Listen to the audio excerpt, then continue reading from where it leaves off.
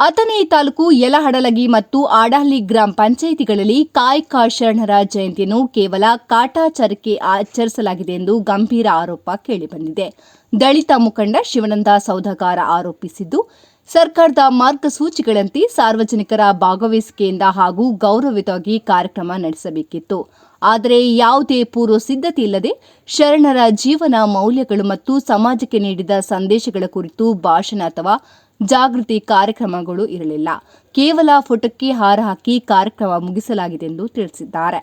ಇದು ಕಾಯಕ ಶರಣರ ತತ್ವಗಳಿಗೆ ಅವಮಾನವಾಗಿದ್ದು, ಸಂಬಂಧಪಟ್ಟ ಗ್ರಾಮ ಪಂಚಾಯಿತಿ ಅಧಿಕಾರಿಗಳು ಜವಾಬ್ದಾರಿ ನಿರ್ಲಕ್ಷ್ಯ ಮಾಡಿದ್ದಾರೆಂದು ಆಕ್ರೋಶ ವ್ಯಕ್ತಪಡಿಸಿದ್ದಾರೆ.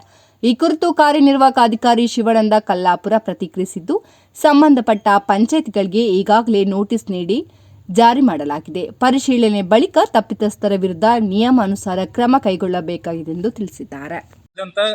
ಕಾಯಕ ಶರಣರ ಜಯಂತಿಯನ್ನು ಆಚರಿಸಿರುವ ಸಂದರ್ಭದಲ್ಲಿ ಅಥಣಿ ತಾಲೂಕಿನ ಯಲ್ಲಡಿಗಿ ಗ್ರಾಮ ಪಂಚಾಯತಿಯಲ್ಲಿ ಇವತ್ತು PDO ಮತ್ತು ಸೆಕ್ರೆಟರಿ PDO ಇಷ್ಟು ಬೇಜವಾಬ್ದಾರಿಯಿಂದ ಆ ಕಾಯಕ ಶರಣರ ಜಯಂತಿಗೆ PDO ಬಾರದೇ ಇರುವುದು. ಎರಡನೇದಾಗಿ ಸೆಕ್ರೆಟರಿ ಕೆಂಚನ್ ಅನ್ನೋರು ಒಬ್ಬರು ಒಂದು ಕಲರ್ ಜೆರಾಕ್ಸ್ ಪ್ರಿಂಟನ್ನು ತೆಗೆದು ಬೇರೆ ಫೋಟೋ ಅದನ್ನು ಅಂಟಿಸಿಕಿಸಿಂದ ಕಾಯಕ ಶರಣರ ಜಯಂತಿಯನ್ನು ಅಪಮಾನ ಮಾಡಿ ದಲಿತರಿಗೆ ಅಪಮಾನ ಮಾಡುವಂಥ ಒಂದು ಕೆಲಸವನ್ನು ಸಿಗಿದ್ದಾರೆ. ನಾವು ಕೇಳಲಿಕ್ಕೆ ಹೋಗಿದ್ದಾರೆ, ಸರ್ಕಾರದ ಹಿಂಗೆ ಪ್ರೋಟೋಕಾಲ್ ಇದೆ, ಇದೇ ರೀತಿ ಮಾಡಂತ ಹೇಳಿದ್ದಾರೆ. ಮತ್ತು ನಾವು ಇದೇ ರೀತಿ ಮಾಡ್ತೀವಿ ಅಂತ ಅವರು ಉದ್ದಡತನ ಒಂದು ಮಾತು ಕೊಡ್ತಾ ಇದ್ದಾರೆ. ಇವತ್ತು ತಹಶೀಲ್ದಾರ್, ತಾಲೂಕು ಆಡಳಿತ ಆಗಲಿ ಹಾಗೂ ತಾಲೂಕ್ ಪಂಚಾಯತಿ ಅಧಿಕಾರಿಗಳು ಏನು ಮಾಡ್ತಾ ಇದ್ದಾರೆ?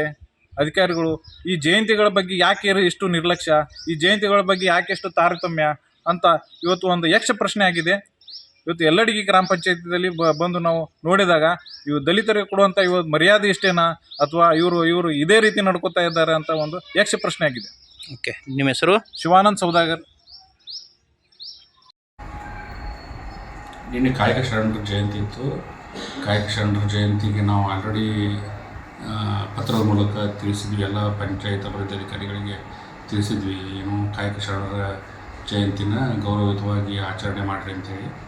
ಆದರೆ ನಿನ್ನೆ ನ್ಯೂಸ್ ನೋಡಿದ್ವಿ, ಕಾಯಕ ಶರಣರ ಜಯಂತಿಗೆ ಭಾವಚಿತ್ರದ ಮೇಲೆ ಈ ಜೆರಾಕ್ಸ್ ಪ್ರತಿ ಇಟ್ಟು ಪೂಜೆ ಮಾಡ್ಯಾರ ಅಂಥೇಳಿ ಸುದ್ದಿ ಆಯಿತು.